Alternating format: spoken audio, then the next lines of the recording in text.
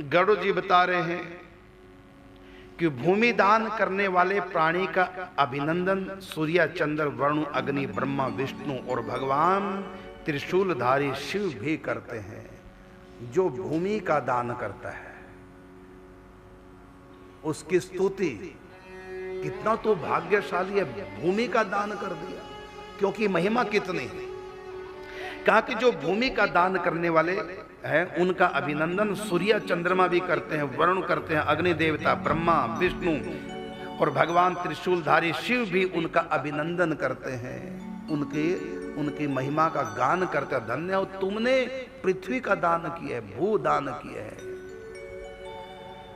सबको पृथ्वी दान का एक जैसा फल प्राप्त नहीं होता। अलग अलग व्यक्ति को भूमि देने से अलग अलग फल की प्राप्ति होती है। गाय के लिए भी भूमि दान करते हैं, गोचर भूमि। ब्राह्मण को भी भूमि दान करते हैं।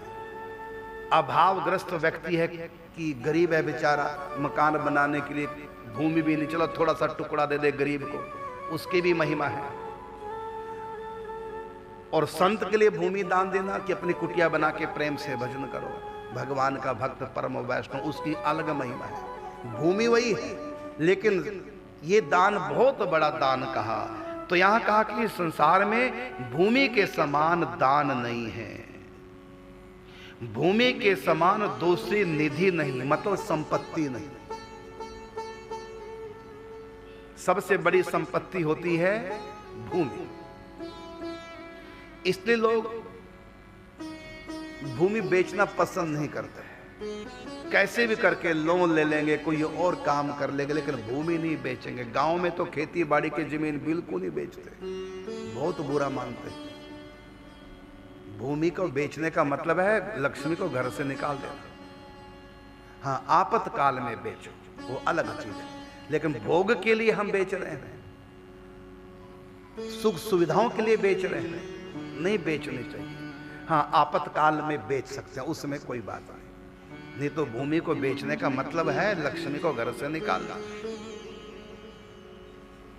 तो भूमि को केवल आपातकाल में दुख की निवृत्ति के लिए बेच सकते हैं, सुख की प्राप्ति के लिए नहीं।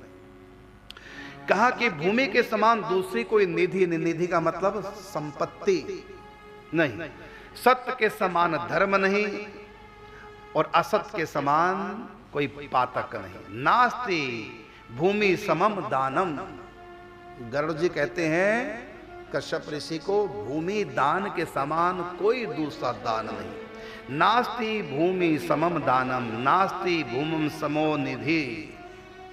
भूमि के समान कोई संपत्ति नहीं और भूमि दान के समान कोई दान नहीं। और नास्ति सत्य समो धर्म, सत्य के समान कोई धर्म नहीं। यहां सत्य का मतलब केवल वाणी से नहीं है, कर्म से भी है। सत्य कर्म भी होते हैं और सत्य वाणी भी होती है। तो सत्य कर्म सदाचार भी होता, अच्छा व्यवहार, सद आचार। सद आचार का मतलब सदाचार। तो सद आचार, सद वाणी, ये सब सद है, सद व्यवहार। तो सत्य के समान कोई धर्म नहीं, भूमि के समान, भूमि दान के समान कोई दान नहीं और भूमि संपत्ति के समान कोई संपत्ति नहीं और सत्य व्यवहार, सत्य कर्म के समान कोई और कर्म नहीं।